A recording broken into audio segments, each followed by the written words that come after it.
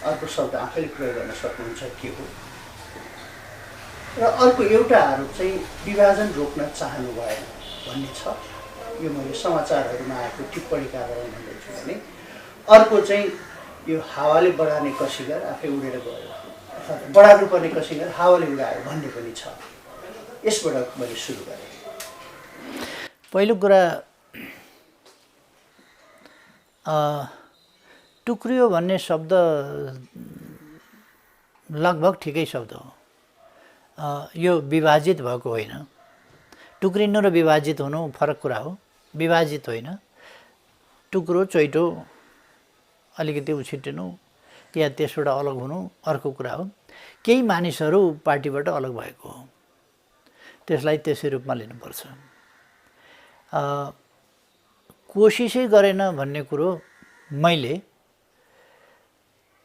51 वर्ष अगाडि जति बेला कम्युनिस्ट पार्टी ससाना टुक्रा टुक्रामा विभाजित थियो, खास पार्टी जस्तो पार्टी कुनै पनि थिएन, त्यस बेला एउटा नयाँ आन्दोलन सुरु गर्ने, नयाँ एकीकरणको अभियान सुरु गर्ने त्यो काम गरेको थियो। त्यसै आन्दोलनबाट अगाडि बढेर एउटा एकताको आह्वान 31 सालमा गरिएको थियो।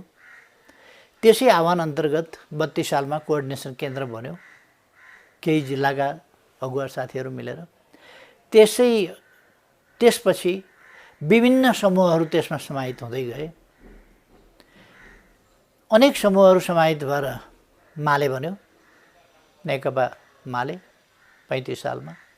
त्यसपछि अनेक समूह हुँदै गएर पार्टी विस्तार र एकीकरण र एकताका प्रयासहरू खास गरी अन्तिम रूपमा सफल मेरै नेतृत्वमा भएको थियो र नेकपा एमाले र माओवादी केन्द्रलाई पनि मेरै नेतृत्वमा मिलाएर एउटै कम्युनिस्ट पार्टी जस्तो छिटपुट 1-2 व्यक्तिहरूका 2-4 व्यक्तिहरूका सानातिना समूहहरू रहनु बेग्लै कुरा हो, नत्र आम रूपमा एउटै पार्टी जस्तो 2/3 को स्थिति त्यो निर्माण गरिएको थियो। त्यसलाई म त्यो पृष्ठभूमिबाट ती प्रयासका साथ पार्टी एकता गरेर एकीकरणको अभियान सञ्चालन गरेर आएको मान्छेले पार्टी निर्माण गर्न बचाउन कोसिस गरिन भन्ने कुरा भनेको पूर्वाग्रही र त्यो गलत कुरा हो। मैले त्यसमा धेरै केही भनिरहनु पर्ने आवश्यकता छ जस्तो लाग्दैन। यसबीचमा पनि पार्टी फुटाएको छ अकारण। के कारण थियो र पार्टी फुटाउनु पर्ने? अकारण पार्टी फुटाएको छ। पार्टीभित्र बिना सिद्धि नचाहिँदो ढङ्गले अन्तर्विग्रह सुरु गरेको छ। अस्थिरता पार्टीभित्र सुरु गरेको छ। पार्टीप्रतिको विश्वास कम गराउनका लागि अनेक कुप्रचार पार्टीभित्रबाट गरेको छ। त्यस्तो हुँदा पनि सहेर एकताका प्रयास उहाँ प्रदेशमा पार्टीभित्र अन्तर्घात गरिएको छ, यहाँ पार्टीभित्र अन्तर्घात गरिएको छ। आफ्नो सरकार ढाल्नका लागि विश्वासको मत माग्दा बहिष्कार गरेर बाहिर गएर सरकार ढाल्ने कोसिस भएको छ। संसद जोगाउँ भन्दा जोगाउनलाई विश्वासको मत नदिने र विघटनतिर जाओस् त्यस्ता प्रयास गर्ने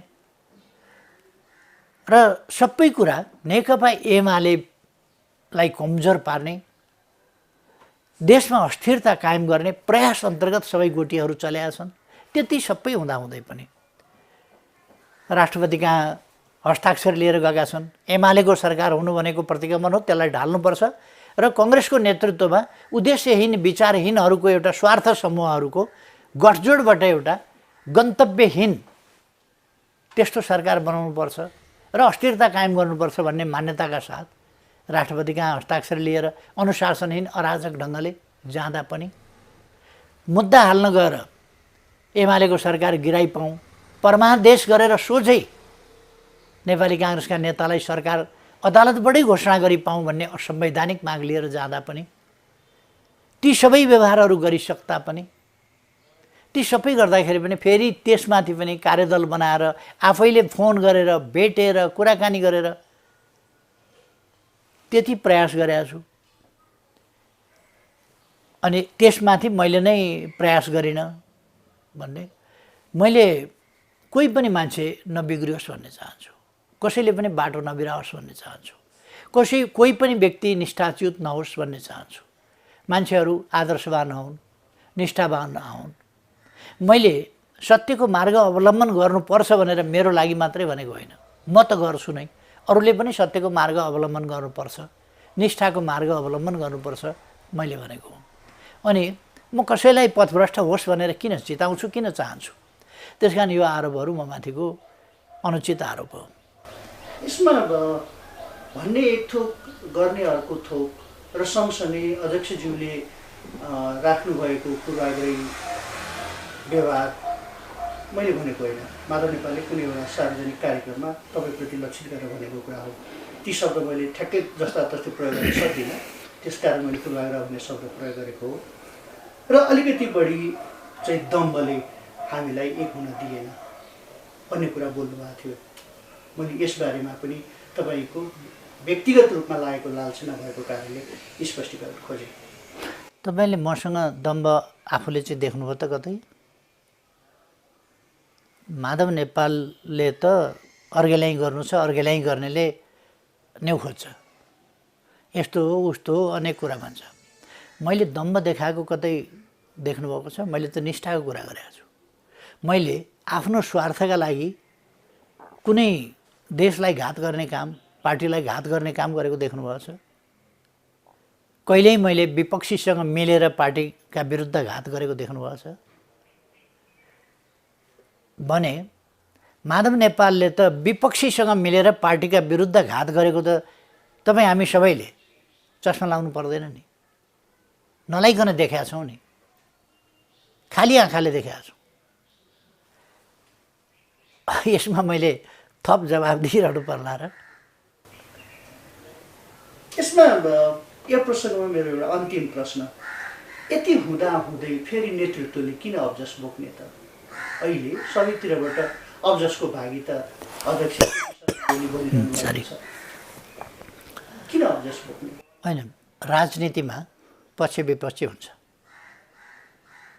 कस्तोसम्म पक्ष विपक्षी हुँदो रहेछ भने महात्मा गान्धीलाई गोली हाने नि त। त्यस्तो प्रतिपक्ष विपक्ष भनेको त्यस्तो हुँदो रहेछ नि त। विपक्षले भन्दो रहेछ कहीँ पनि, सुकरातलाई त विष खुवाएर मारेका थिए। ब्रुनो बाबेरको के हालत भएको थियो, ग्यालिलियोको के हालत भएको थियो, मार्टिन लुथर किङलाई के गरेका थिए, दक्षिण अफ्रिकामा क्रिस हनीलाई के गरेका थिए। तसर्थ विपक्षी हुन्छन् र विपक्षीले हदैसम्मको उपद्रव गर्न सक्छ, आरोप लान्छना लगाउन सक्छन्, झुटा लान्छना लगाउन सक्छन्। यदि भीमसेनले नै पनि गदा युद्धमा सजिलैसँग दुर्योधनलाई जित्थे भने कृष्णले इसारा गरेर यहाँ हान त्यहाँ हान भनिरहनु पर्ने थिएन होला। अनफेयर त्यसले खेल्छ जो कमजोर छ, जो यसै जित्छ उसले अनफेयर खेल्नु पर्दैन। र जो निष्ठाका साथ राजनीति गर्छ उसले अनफेयर खेल्दैन। हार्छ जित्छ तर अनफेयर खेल्दैन। फेयर कुराले, स्वस्थ कुराले, निष्ठापूर्ण गरिएका व्यवहारले अन्ततोगत्वा हरेक कदममा भन्दैन म, अन्ततोगत्वा जित्छ। भनेपछि कृष्णको प्रसङ्ग निकालिहाल्नु। कृष्ण भन्ने शब्द चाहिँ मैले प्रयोग गरिनँ, तर कसैले हान्न सिकाए माधव नेपाललाई, काङ्ग्रेस माओवादी सिधा भन्दाखेरि भने अन्तत फुटाइ छ हो कि हाम्रो अन्तर्कलह? मैले कृष्णको कुरो गरेको द्वापर युगको महाभारतको प्रसङ्गमा मात्रै हो। अहिलेका यहाँका अस्वस्थ व्यवहार गतिविधि गर्नेहरूको कपट जालझेल, अस्वस्थता र असत्य मार्ग, असत्य प्रचार, ती कुराहरूको सन्दर्भमा मैले त्यो प्रसङ्ग भने होइन। माधव नेपाल आफैले एउटा त तपाईँले मलाई अहङ्कार भन्छन् नि भन्नुभयो। मैले माधव नेपाललाई भेटौँ भन्दा भेट्दिनँ भन्ने। अहिलेसम्म माधव नेपालले कम्तीमा 2 वर्ष भयो होला फोन गरेको छैन। मैले लगातार फोन गरिराखेको छु, कुरा गरिराखेको छु। म प्रधानमन्त्री कहाँ आएर भेट्दिनँ, यहाँ भेट्दिनँ भन्दा म आफै भने ठाउँमा गएको छु। त्यसरी काम गरेँ मैले। तैपनि मलाई के लाग्छ भने यो माधव नेपालको एक्लो होइन, त्यो तपाईँ यसै देख्नुहुन्छ। एउटा दक्षिण ध्रुवको छ, अर्को उत्तर ध्रुवको छ। एउटा चुम्बकका दुईटा पोल एक ठाउँ आउँदै आउँदैन। तर यहाँ चुम्बकका दुईटा पोल जस्ता शक्तिहरू, अनेक दुईटा पोलहरू एकै ठाउँमा ल्याइएको छ। कसरी? त्योभन्दा बढी बलवान शक्ति भयो भने त्यसलाई त्यहाँ राख्छ। बढी बलवान भयो भने एउटा बलका अगाडि बन्धनको केही लाग्दैन भन्छ। जस्तै बन्धन भए पनि त्योभन्दा त्यसलाई टुटाउन सक्ने गरीको ताकत लाग्यो भने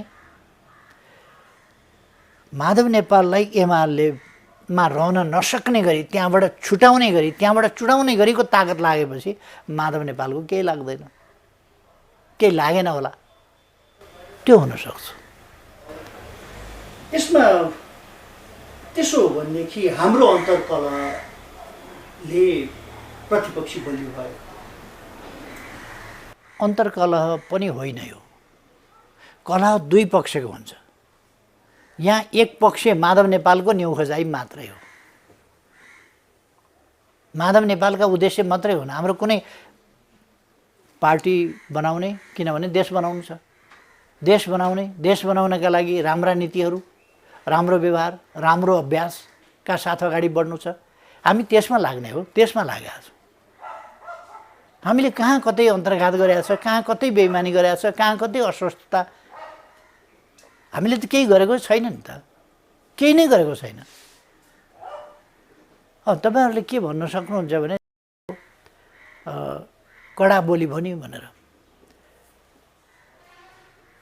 कसैले पार्टीका विरुद्ध प्रहार गर्यो भने पार्टीका विरुद्ध प्रहार गर्यो त भन्नु पर्यो। पार्टीका विरुद्ध प्रहार गर्नु राम्रो कि नराम्रो भन्दा नराम्रो त भन्नु पर्यो। पार्टीलाई ध्वस्त पार्ने, देशका हितलाई नोक्सान पार्ने, देशलाई अस्थिरतामा धकेल्ने, देशको अमूल्य समय, विकास निर्माणमा लाग्नुपर्ने समय अहिले हेर्नुहोस् त बजेट रोक्का छ। बजेट रोक्का छ। सवा महिना अगाडिदेखि हामीले जेठ 15मा किन बजेट जारी गर्छौँ?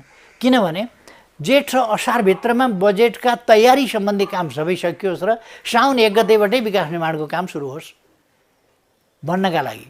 हाम्रो पुँजीगत खर्च हुने गरेन, त्यसकारण पुँजीगत खर्च हुन सकोस्, पुरा हुन सकोस्, सुरुदेखि नै काम हुन सकोस्।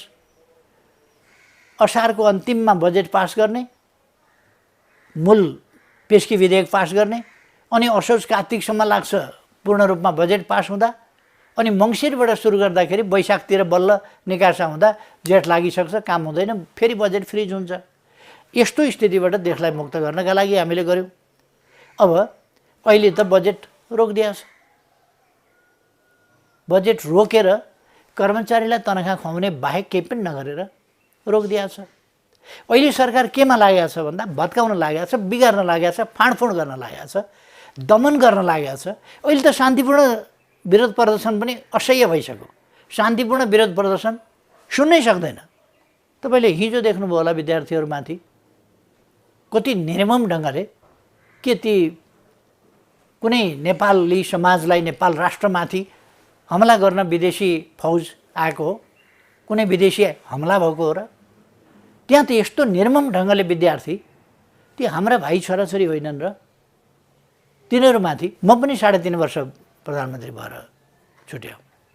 कहिल्यै त्यस प्रकारको निर्मम शान्तिपूर्ण ढङ्गले निस्किने बित्तिकै निर्मम हमला त गरिएन नि। यो हमला गर्न लागेको छ, अङ्गभङ्गन गर्न लागेको छ, विद्यार्थी घाइते बनाउन लागेको छ, युवाहरूलाई घाइते बनाउन लागेको छ, देख्नुहुन्न विरोध आक्रमण गर्न थालेको छ,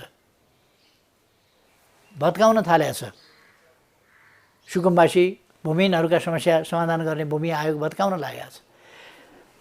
यस्तो अवस्थामा देशको समय बर्बाद गर्ने यो काममा लागेपछि, यस्तो भएपछि यो राम्रो भएन। यो त देशका विरुद्ध जनताका विरुद्ध अपराधपूर्ण काम हो। ल्याइदिएको भ्याक्सिन पनि राम्ररी लगाएको छैन, यो राम्रो भएन। अहिले विकास निर्माणको काम गर्नुपर्ने, सुशासनका काम गर्नुपर्ने ठाउँमा कुशासनतर्फ, दमनतर्फ, विरोधी दबाउने मास्नेतर्फ, त्यतापट्टि सरकार विकास निर्माणको कुरै छैन। देशमा द्वन्द्व बढाउनेतर्फ, परस्परमा विद्वेष र घृणा बढाउनेतर्फ, देशलाई भिडन्तमा लानेतर्फ लागिरहेको छ। नेपाली कङ्ग्रेसको नेतृत्वमा सरकार छ र प्रचण्ड पथमा हिँडिरहेको छ। विचित्रको स्थिति छ। यो स्थिति राम्रो भएन। यो जनविरोधी क्रियाकलाप भयो, नगर्नुहोस्। यो देशका विरुद्ध, देशको अमूल्य समय बर्बाद गर्नु देशको हितको पक्षमा होइन, विपक्षमा भयो। यसलाई तपाईँहरूले के भनिदिनुहुन्छ मिडियामा भने यो चर्को बोल्छ। यो चर्को बोलेको होइन, यो यथार्थ बोलेको। अध्यक्ष, यस प्रसङ्गमा म फेरि अरू अन्तर्वार्तामा अझ बढी आउँछु, किनभने त्यस पछाडि अरू धेरै क्रियाशीलताहरू बढ्छन्। अब अलिकति राष्ट्रिय राजनीतिमध्ये एउटा यो राजनीतिक सन्तुलन सम्बन्धी एउटा मेरो प्रश्न छ। अहिलेको यो अवस्था, यो घटनासँगै हेर्ने हो भने जुन राजनीतिक सन्तुलन कायम थियो 3 वर्षदेखि तपाईँको नेतृत्वमा, अब त्यो बिथुलियो, बिग्रियो। यसको असर राष्ट्रिय राजनीतिमा त छँदैछ, देखियो, अब प्रदेशमा देखिन्छ र आगामी स्थानीय निर्वाचनमा पनि देखिने सम्भावना छ। र मेरो अनुमान अर्थात् मेरो बुझाइ भनेको चाहिँ क्रमशः नेकपा एमालेको संस्थापन पक्षको शक्ति क्षयीकरण हुन सक्छ कि यी कारणहरूले भन्ने मेरो अनुमान हो। यसबारे अलिकति बताइदिनुहोस्। म सही या गलत होइन, अझै क्रान्तिकारी रूपमा अगाडि जाने हो। राजनीतिमा कुनै पनि कुरा एकदम पूर्वनिर्धारित त्यस्तो हुँदैन। कसले कस्तो काम कसरी गर्छ भन्ने कुरा हो। नेपाली कङ्ग्रेस 15 सालमा 2/3 ल्याएको पार्टी हो। 48 मा बहुमत ल्याएको पार्टी हो, 56 मा पनि बहुमत ल्याएको पार्टी हो, ल्याएको हो नि।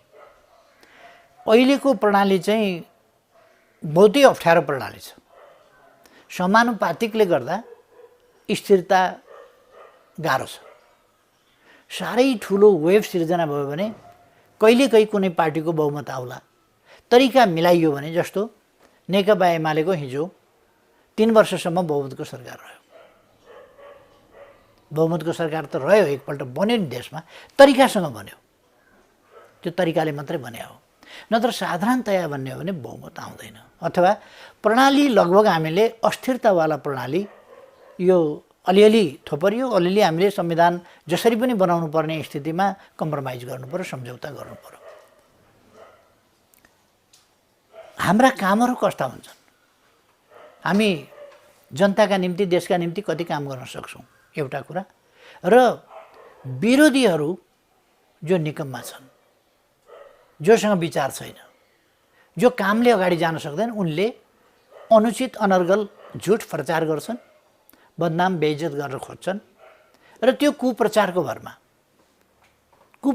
भरमा उनीहरू कामहरूलाई होजेलमा पार्ने, राम्रा पक्षहरूलाई होजेलमा पार्ने, झुटा कुराहरू प्रचार गर्ने र आफ्नो निकम्मापनलाई ढाकछोप गर्ने काम गर्छ। अहिलेसम्म त्यही भएको छ। अहिले पनि नेकपा एमालेका विरोधीहरू एमालेको कमजोरी के हो त्यो देखाउन पनि सक्दैनन्, झुटा कमजोरीको चर्चा गर्छ। अर्को, आफ्ना कुरा त उनीहरूसँग भन्ने कुरै केही छैन, यो गर्छु त्यो गर्छु भन्ने कुरै केही छैन, उनीहरूसँग भिजन छैन। उनीहरू यो हाम्रो गन्तव्य भन्न सक्दैनन्। समृद्ध नेपाल, सुखी नेपाली हाम्रो राष्ट्रिय आकाङ्क्षा हो, हाम्रो गन्तव्य हो मैले भने। त्यति भन्न उनीहरू सक्दैनन्, किनभने उनीहरूको चित्त यति साँघुरो छ, राष्ट्रिय गन्तव्यको बारेमा बोल्ने हिम्मत छैन।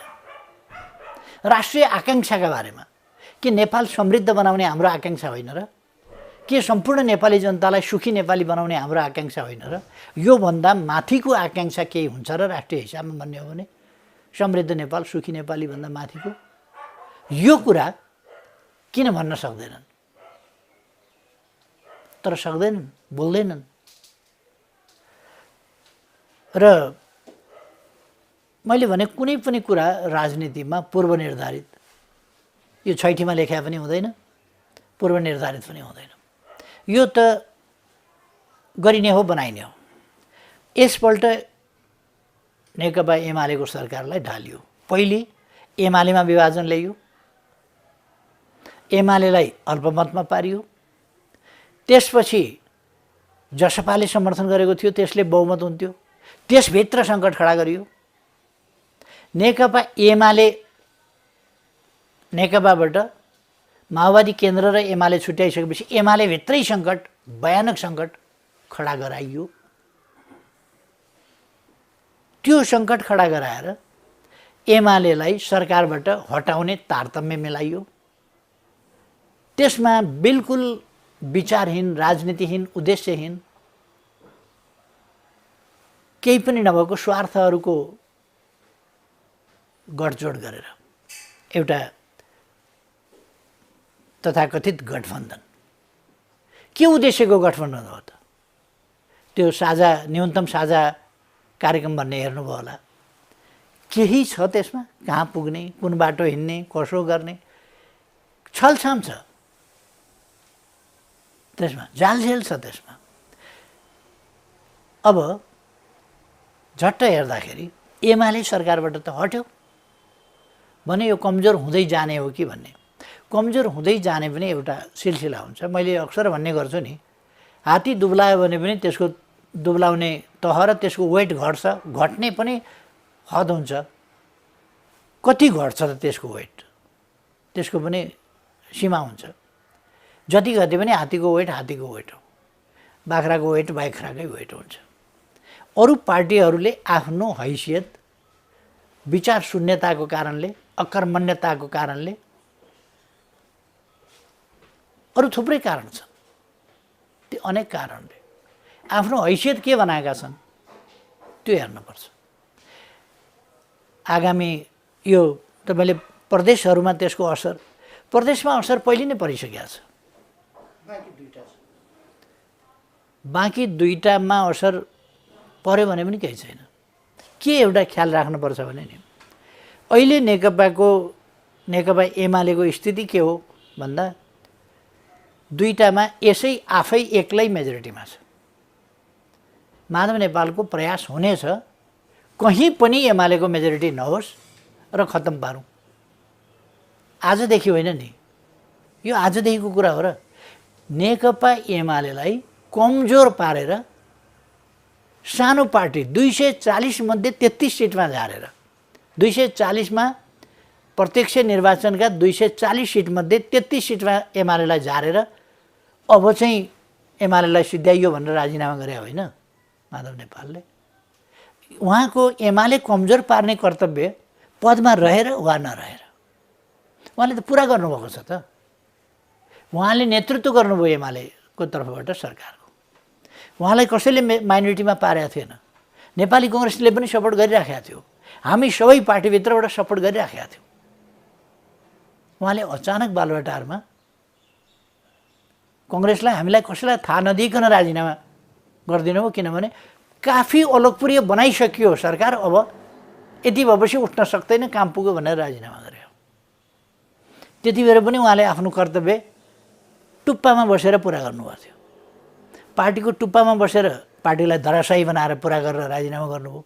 सरकारको टुप्पामा बसेर एमालेको सरकार सञ्चालन गर्ने कुनै क्षमता रहन्छ भन्ने कुरा प्रमाणित गराएर उहाँका लागि पुगेसम्म अब एमाले उठ्दैन है यति भएपछि भनेर उहाँले प्रधानमन्त्रीबाट राजीनामा गर्नुभयो। अहिले सरकारमा नहुँदा अन्तर्विग्रह, अन्तर्घात र विपक्षीसँग भित्रभित्र मिलेर विपक्षीलाई एकजुट पार्ने भूमिका खेलेर सिद्ध्याउने कुरा गर्नुभयो। अनि यसै कारणले यो त एउटा च्याप्टर त क्लोज भयो नि।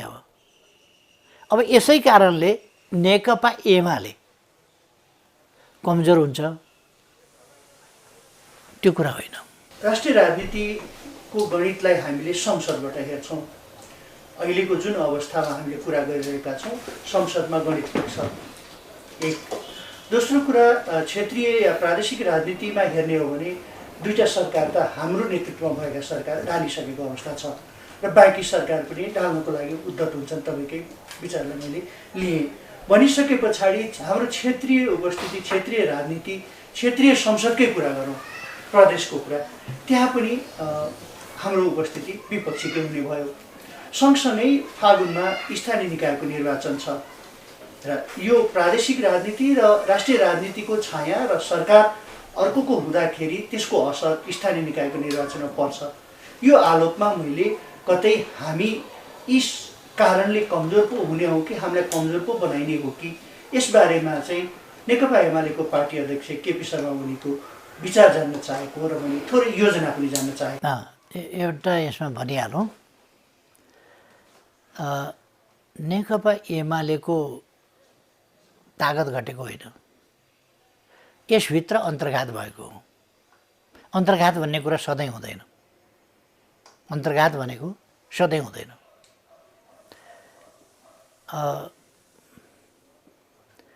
केही मान्छेले अन्तर्घात गर्दा, एक समय विरोधीसँग मिलेर अन्तर्घात गर्दा एक समय अलिकति धक्का पर्छ। त्यसले उनीहरूले एकाध ठाउँमा भत्काउने, एका ठाउँमा इँटा खुस्काउने गर्न सक्छन्। त्यो यस्तो अपूरणीय क्षति चाहिँ होइन,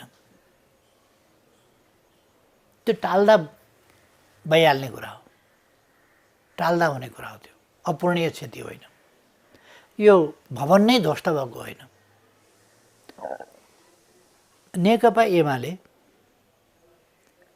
को त्यसभन्दा पछिको दोस्रो पार्टीको अहिले पनि नेकपा एमाले प्रमुख पार्टी त हो नि देशको। दोस्रोको स्थिति के छ भन्दा संसदमा 61 सिट, प्रतिनिधि सभामा एमालेसँग 100 सिटभन्दा बढी त अहिले छ नि त। 100 सिटभन्दा बढी त अहिले छ एमालेसँग, अरूसँग 60 होला, अरूसँग 48 होला, अरूसँग होला बाहिर फेर यताउता जोड्दाखेरि 30-35 होला। स्थिति त त्यही हो नि। त्यसो भएर नेकपा एमालेसँग अरूको तुलना त हुँदैन, हुने स्थिति छैन। नेकपा एमाले माओवादी र कङ्ग्रेस दुईटा स्थानीय तहका निर्वाचनहरूमा मिलेर चुनाव लड्दा प्रमुख हैसियतमा आएको होइन र पहिले पनि। अहिले त नेकपा एमाले त धेरै काम गरेको छ नि यस बिचमा। एमाले के गर्यो भनेर कसैले सोध्यो भने तपाईँ जहाँ हुनुहुन्छ, जहाँ उभिनु भएको छ त्यही ठाउँबाट यसो वरिपरि दायाँ हेरेर बायाँ हेरेर तपाईँ भनिदिन सक्नुहुन्छ यो त एमालेकै सरकारमा गरेका काम हो भनेर त्यहीँ उभिएर तपाईँ देखाउन सक्नुहुन्छ। त्यति काम भएको छ। काठमाडौँको सडक, काठमाडौँमा पानी, अहिले बाढीले मेलम्ची बिग्रिया होला, एमाले त ल्याएको हो नि। बाढी आउनु त बेग्रै कुरा हो। बाढी पनि हामी भन्दै थियौँ यो जनवरीसम्ममा हामी त्यसलाई ठिक गरेर ल्याउँछौँ। उहाँहरूले वैशाख जेठ पुर्याइसक्नुभयो। त्यो उहाँहरूसँग त्यो कार्यक्षमता छैन, किनभने यति समय त उहाँहरूको कुरा गर्दा गर्दै बितिसक्यो, बधाई आदान प्रदान गर्दा गर्दै बितिसक्यो, विरोधीहरूको आलोचना र विरोध गर्दा गर्दै विरोधीलाई धम्काउँदै बितिसक्यो। 1.5 महिना त गइगयो नि। अब अरू समय पनि त्यसै गरी जान्छ। उहाँहरूले त त्यसरी काम गर्न त सक्नुहुन्न नि। मैले त खुट्टा तान्दै गर्दा पनि, जता तान्दै गर्दाखेरि पनि काम त अगाडि बढाएको बढाइ गरेको थिएँ, जति गरे पनि। त्यसो भएर नेकपा एमालेको नेपाली कङ्ग्रेस अहिले कुनै शक्ति आर्जन गरेर सरकारको नेतृत्वमा पुग्यो हो र? शक्ति आर्जन त होइन नि। संसदीय गणित यो त 74 को निर्वाचनले निर्माण गरेको गणित हो। आउँदो निर्वाचन त आउनै बाँकी छ। त्यसले के निर्माण गर्छ? अच्छा, भोट ल्याउने गरीको काम नेपाली जनताको मन जित्ने गरी र नेपाली जनताबाट विश्वास आर्जन गर्ने गरी तिमीले शासन गर योग्य रहेछौ भनेर जनादेश पाउने गरीको काम कसैले त्यस्तो विचार अगाडि सारेको छ, कसैले त्यस्तो काम अगाडि सारेको छ, कसैले त्यस्तो काम गरेको छ? देख्नुभएको छ कहीँ? त्यो छैन भने त्यो एकल एमाले मैदानमा त एकलै एमाले छ त, एकल एमाले, अरू त खुट्टा तान्ने हुन्, एमालेको विरोध आलोचना गर्ने हुन्। यो बाटो बनाउँछु भन्ने क्षमता त अरूसँग छैन, एमाले गर्छ। यो पहाडमा सुरुङ खनेर पारी निकालिदिन्छु भन्ने अरूसँग क्षमता छैन, एमालेसँग मात्रै छ। यो नदी थुनिदिन्छु म यहाँबाट डाइभर्सन लगेर तराई सिँचाइ गर्छु भन्ने अरूसँग छैन नि त त्यो क्षमता, त्यो त एमालेसँग मात्रै छ नि। त्यो त तपाईँले सुनकोशी मरिन डाइभर्सनमा देख्नुभएको छ, सुनकोशी कमला डाइभर्सनको योजना हामीले अगाडि सारेका छौँ, त्यहाँ देख्नुभएको छ। त्यसकारण अध्यक्षज्यू, मेरो बाँकी दुईवटा मात्र प्रश्न छ। एउटा पार्टीभित्रकै छ र एउटा चाहिँ शेरबहादुर देउवालाई धन्यवाद दिनुपर्छ, पिलो निचोरेर फालिदिनु भयो या काँडो झिकिदिनु भयो।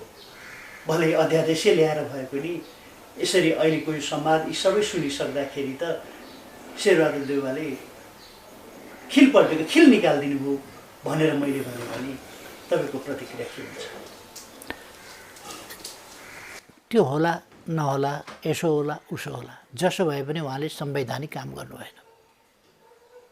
एउटा, आज राति 12 बजे अधिवेशन अन्त्य हुन्छ, अधिवेशन अन्त्य गरिन्छ बलजफ्ती, छापामार शैलीमा अचानक अन्त्य गरिन्छ। भोलि बिहान 10 नबज्दै अध्यादेशको सिफारिस हुन्छ। यसरी सिफारिस हुन्छ षड्यन्त्रपूर्ण ढङ्गले नेकपा एमालेलाई विभाजित गर्न। कति सङ्ख्या राख्यो भने तपाईँले पनि सुन्नुभयो होला, 25% अरे 25 सुन्नुभयो अरे, होइन 20 पो भयो अरे, 30-35 पनि सुन्नुभयो होला। त्यो सबै के भने हिसाब। कुनै कानुन प्रतिपक्षमाथि निशाना गरेर हिसाब गरिकन गलत बदनियतका साथ कुनै कानुन त्यसरी ल्याइन्थ्यो भने संसद चलिरहेको थियो, संसदमा ल्याउनु पर्थ्यो। संसद छलेको भनेको यो,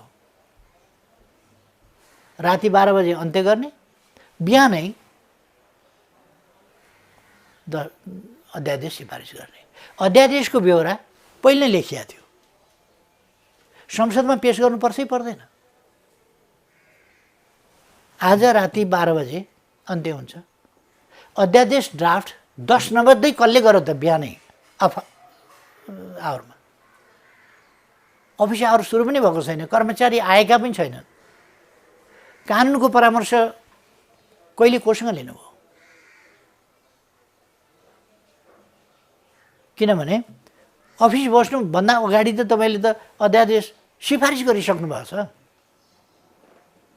प्रष्ट देखिन्छ बदनियत लुक्या छ, अराजनीतिक प्रतिस्पर्धाको क्षमता नभएको कुटिल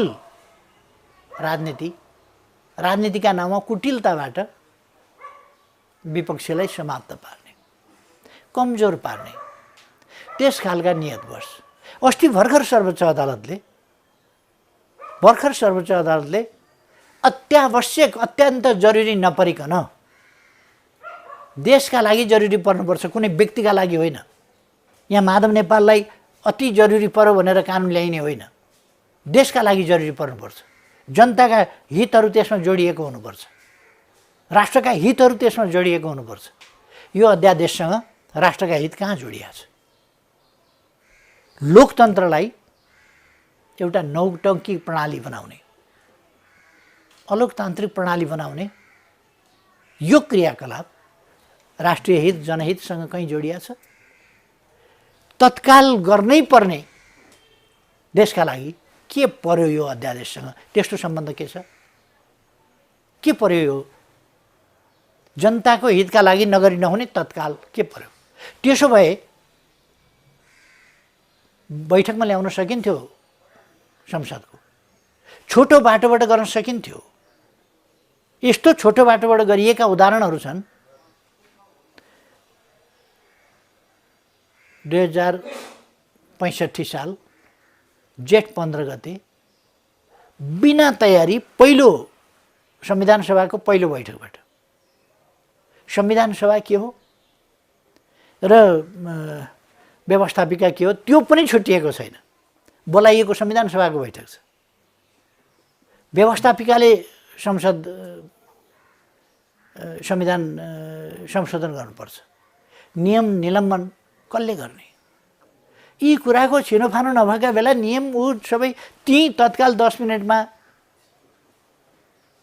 बैठक बोलाएर, व्यवस्थापिकाको बैठक बोलाएर, संविधान सभाको स्थगित गरेर, कानुन तत्काल निलम्बन गरेर, संविधानको धारा तत्काल निलम्बन गरेर, तत्काल फेरेर गणतन्त्र घोषणा गरिए होइन भने एकदम जरुरी पर्यो। त्यो पनि त्यति आकस्मिक जरुरी थिएन त आफ्नो ठाउँमा होला, तर त्यस्तो जरुरी पर्दा त गर्न सकिँदो रहेछ नि त। जरुरी पर्यो भनेदेखि देशलाई नै जरुरी पर्यो भने त हामी गर्न सक्थ्यौँ होला नि। तर देशलाई नै जरुरी परेको त केही थिएन, जनतालाई नै जरुरी परेको आकस्मिक रूपमा त केही थिएन। थिएन होइन होइन, यस्तो पार्टीका आफ्ना समस्या, पार्टीका समस्याका लागि प्रणालीका मूल्य मान्यता, कानुनका मूल्य मान्यता, संविधानका मूल्य मान्यता र हाम्रा व्यवहारहरू अस्वस्थ हुँदैन। प्रश्न के हो भने मेरो घरमा झगडा हुनसक्छ, त्यसो भनेर मैले देशको कानुनै फेर्देऊ भन्ने? मेरो घरमा झगडा पर्यो त्यस कारण संसद अन्त्य गरिदेऊ र अर्को चिज गरिदेऊ भन्ने? अनि त्यो कुरा सरकारले मान्ने गर्ने? सरकार विस्तार गर्न पाएन के भने थियो? सरकार विस्तार गर्न पाएन, मान्छेको पद जान्छ भनेर मन्त्री हुन पाएन, मन्त्री हुने बित्तिकै पार्टीले निकाल्छ भनेपछि मन्त्री पनि खाने, सांसद पनि रहने, पार्टीबाट निष्कासित पनि नहुने, कति मतलब यस्तोलाई के शब्द बोल्ने? निर्लज्जताको, पद लोलुपताको, आसक्तिको, बेइमानीको भन्नुहोस् त, योभन्दा तल्लो स्तर के हुन्छ? त्यसो भएर जे भयो असंवैधानिक, गैर कानुनी, अदालतको फैसला विपरीत, अदालतको अपहेलना गर्दै, राष्ट्रिय आवश्यकता जनताको आवश्यकता होइन, तत्काल नगरी नहुने कुनै काम थिएन, नेकपा एमालेका विरुद्ध प्रहार गर्नका लागि बदनियतपूर्ण ढङ्गले अधिवेशन आकस्मिक रूपमा षड्यन्त्रपूर्ण ढङ्गले अन्त्य गरेर तत्काल अध्यादेश ल्याउने काम हो। अध्यादेश तत्काल ल्याउने काम, अध्यादेश जारी भयो, एक थरी मान्छेहरू पाखुरा समातेर त्यहाँ पुर्याइए घिसार्दै। त्यो त हामी सबैले देख्यौँ होला। यो कसलाई फाइदा भयो, कसलाई बेफाइदा भयो, कसलाई नाफा भयो, कसलाई नोक्सान भयो भन्ने कुरा भन्दा यो एमालेका विरुद्धको अलोकतान्त्रिक, अमर्यादित, षड्यन्त्रपूर्ण, वास्तवमा यो अनैतिक काम हो। अर्को पार्टी फुटाउनका लागि यस्ता खालका क्रियाकलाप गर्ने अनैतिक काम हो यो। जुन काम नेपाली कांग्रेसको नेतृत्वमा भयो, जुन कुरा अलिक अगाडिसम्म उहाँहरू अध्यादेशबाट देश चलाउन पाइँदैन भन्नुहुन्थ्यो। अहिले त 12 बजे अन्त्य गरेर 10 नबज्दै उहाँहरू त अध्यादेश ल्याउँदै हुनुहुन्छ त। अध्यादेशले शासन चलाउन पाइन्छ, संसद छल्न पाइन्छ। त्यति बेला संसद छलेको होइन, संसद अन्त्य भयो। संसद अन्त्य भएपछि गर्नुपर्ने काम आउँदाखेरि गरिएको थियो। र मैले पहिले 40% राखेका थिएँ, स्थिरताको पक्षलाई ध्यानमा राखेका थिएँ। तर पार्टीहरूले बाटमा केन्द्रीय सदस्य थप्दै जाने, कसैका 7000 केन्द्रीय सदस्य तपाईँ हामीले सुन्यौँ होला, कसैले 1500 केन्द्रीय सदस्य पुर्याएको सुन्यौँ होला।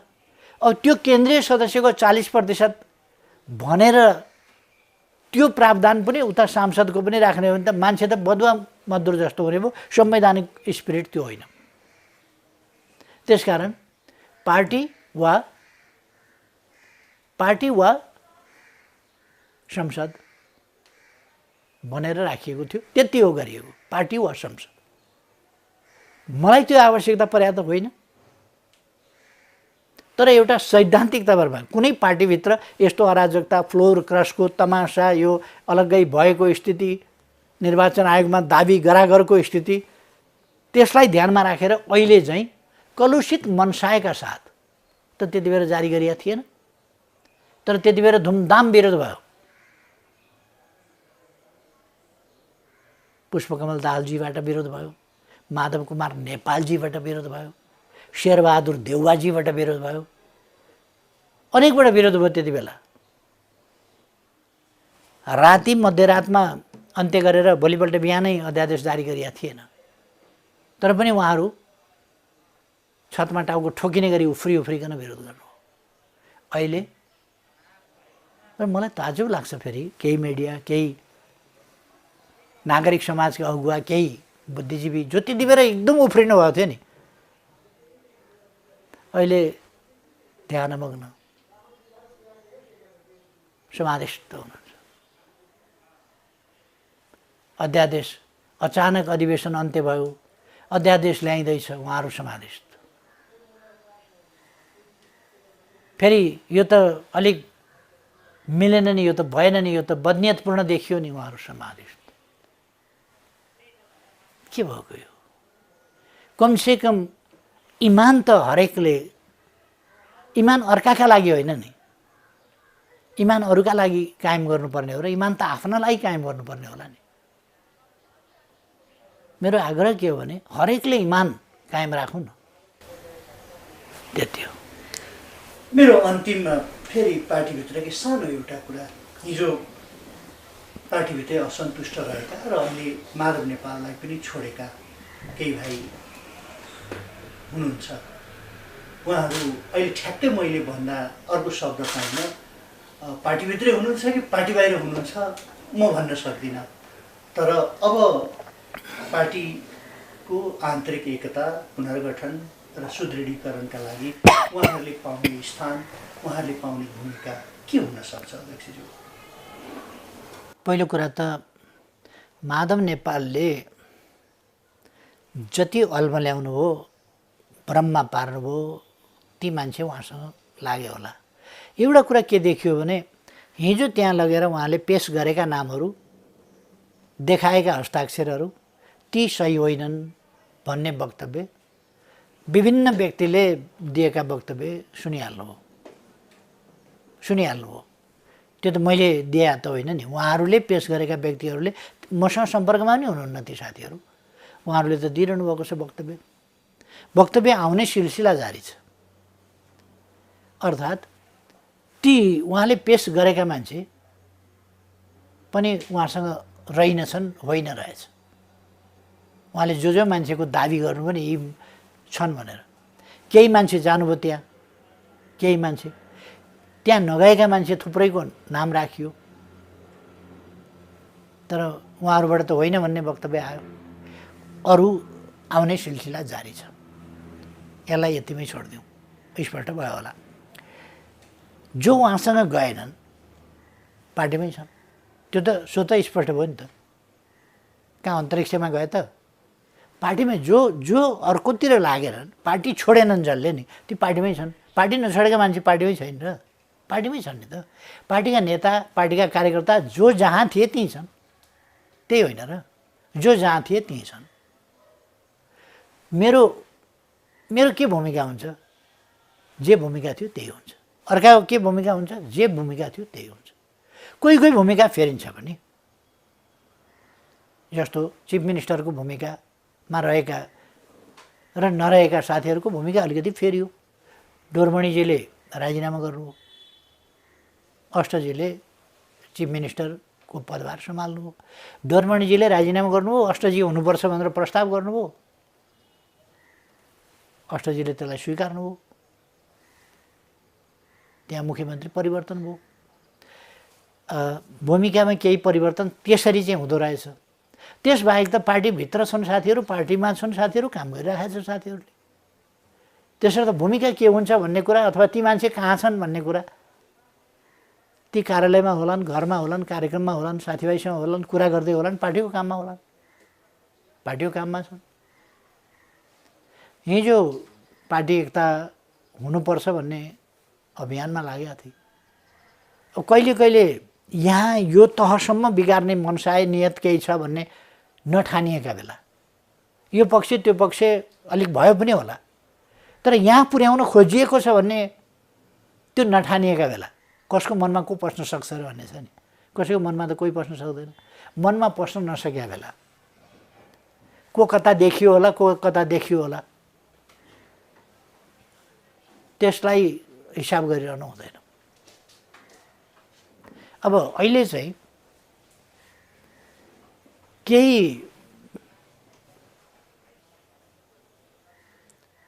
हिजो अनावश्यक ढङ्गले राष्ट्रपतिले त प्रधानमन्त्रीको सिफारिसमा काम गर्दिने हो, त्यसमा धुमधाम विरोध आलोचना।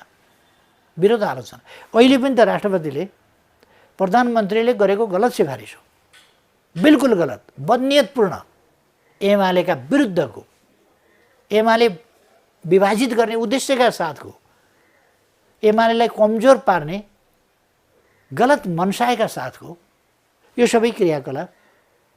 तर पनि मन्त्री परिषदको सिफारिसमा निर्णयमा प्रधानमन्त्रीले सिफारिस गरेपछि राष्ट्रपतिले त गर्नुभयो।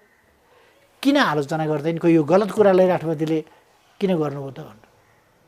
गर्नुहुने थिएन, फर्काउनु पर्थ्यो भन्नु पर्थ्यो नि त। अहिले पनि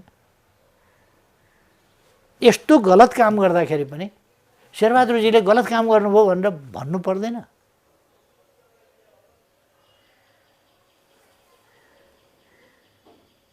अर्कोतिर सभामुखको काम पार्टीले कसैलाई निष्कासन गर्छ भने त्यो नोटिस जारी गरिदिने हो। पहिले टोपबहादुर आइमाझीजी लगायत लेखराज भट्ट लगायत उहाँहरूलाई पुष्पकमल दाहालले निष्कासन गर्दा तत्काल उहाँले सुनाउनु भएको थियो, नोटिस जारी गर्नुभएको थियो, संसदमा सुनाउनु भएको थियो। सरिता गिरीलाई प्रमुख सचेतकले निकालिएको छ भन्ने बित्तिकै उहाँले तत्काल सुनाउनु भएको थियो उहाँको इन्ट्रेस्टमा। अहिले 3 दिनदेखि उहाँ के पर्खेर बस्नुभएको छ? नेकपा एमाले हटाइसकेका मान्छेहरू, हटाइएको एमाले हटाएको छ भन्ने सूचना किन टाँस्नुहुन्न? उहाँ सभामुखको कर्तव्य त्यही हो। ट्रेडिसन के छ भन्दाखेरि 24 घण्टाभित्र सभामुखले सूचना टाँस गरिसकेका छ। पहिले यति बेर सूचना टाँस नगर्ने, कागजपत्र झिकाउँछु हेर्छु, सभामुख न्यायाधीश होइन, सभामुखले छानबिन गर्ने फैसला गर्ने होइन। कुनै पार्टीले कसैलाई निकाल्छ कि निकाल्दैन त्यो कुरा निकाल्नु उपयुक्त छ कि छैन, न्यायाधीश होइन सभामुख। निष्कासन गरेको सूचना टाँसिदिने हो। सदन छ भने सदनमा सुनाउने, सदन चलिरहेको छैन भने सूचना पार्टीमा सूचना टाँस गर्नेसम्मको काम हो सभामुख। न्यायाधीश पल्टिने हो र माओवादी कार्यकर्ता भएर एमालेका विरुद्ध काम गर्ने हो, एमाले फुटाउने षड्यन्त्रमा सामेल हुने हो सभामुख। उहाँ केलाई पर्खिरहनु भएको छ? उहाँले ठान्नुभएको होला उहाँले नसुनाएसम्म पद कायमै रहन्छ र त्यो कायमै रहेको पदसँग उहाँहरूले एमाले विरोधी मान्छे त्यहाँ संसदमा उपस्थित गराउने भन्ने। अग्नि सापकोटाजीलाई म सोध्न चाहन्छु, संसद चलाउनु छ कि छैन? उहाँलाई गैर कानुनी ढङ्गले, मनमौजी ढङ्गले संसद चल्न सक्दैन। उहाँलाई सभामुख हुनु छ कि छैन? एउटा पार्टी कार्यकर्ताको भूमिकामा रहेर सभामुख हुन सकिँदैन। सभामुखको कुर्सीमा बसेपछि निष्पक्ष भूमिका निर्वाह गर्न सक्नुपर्छ। होइन भने उहाँले छोडिदिए हुन्छ, सभामुख छोडिदिए हुन्छ। त्यो निष्पक्षता अपनाउन सकिँदैन भने, निष्पक्ष मन छैन भने, पार्टीप्रतिको लोयल्टी नै कायम राख्नुहुन्छ भने, त्यसअनुसारकै आचरण व्यवहार गर्नुहुन्छ भने, कार्यकर्ता भइरहनुहुन्छ भने सभामुख हुन सकिँदैन। त्यसकारण उहाँले रोज्नुपर्छ, या त कार्यकर्तामा फर्किनुपर्छ या सभामुखको हैसियतमा निष्पक्ष ढङ्गले काम गर्नुपर्छ। यो अटेरी जिद्दी तालले गैर कानुनी असंसदीय खालका क्रियाकलाप उहाँले रिपिटेडली देखाउनु भएको छ। माओवादी कार्यकर्ताको रूपमा काम गर्नुभएको छ। त्यो काम गर्न पाइँदैन। जाँदा जाँदै अध्यक्षज्यू देशभरिका आम कार्यकर्ताहरूलाई, किनभने हिजोको घटनाबाट केही आघात पनि पुगेको छ, आहत पनि छन्, केही अपिल गर्न चाहनुहुन्छ? मैले पार्टीका सम्पूर्ण नेता कार्यकर्ताहरूलाई कुनै भ्रम अन्यलमा नपर्न, अलमलमा नपर्न, कसैको पद वा अन्य कुनै कुराको प्रलोभनमा नपर्न र पार्टीप्रति निष्ठावान भएर काम गर्ने हाम्रो परम्परा छ। आम नेता कार्यकर्ताहरू निष्ठावान हुनुहुन्छ, तर भ्रममा पारेर निष्ठाच्युत पार्ने कोसिस हुनसक्छ। त्यसकारण कुनै भ्रममा नपरेर पार्टीप्रति निष्ठाका साथ, दृढताका साथ उभिन, पार्टी विरोधी विचार, क्रियाकलाप ती कुराहरूलाई अस्वीकार गर्न र पार्टीको एकता, पार्टी विस्तारका काममा जुट्न र आगामी दिनमा हामीले विजय हासिल गर्दै जानु छ। नेपालमा राजनीतिक हिसाबले विजय हासिल गर्ने अर्को कुनै शक्ति छैन। हामीले विजय हासिल गर्दै जानुपर्छ र त्यो विजय यात्राका लागि त्यस अभियानमा सबैलाई जुट्न म हार्दिक आग्रह गर्दछु।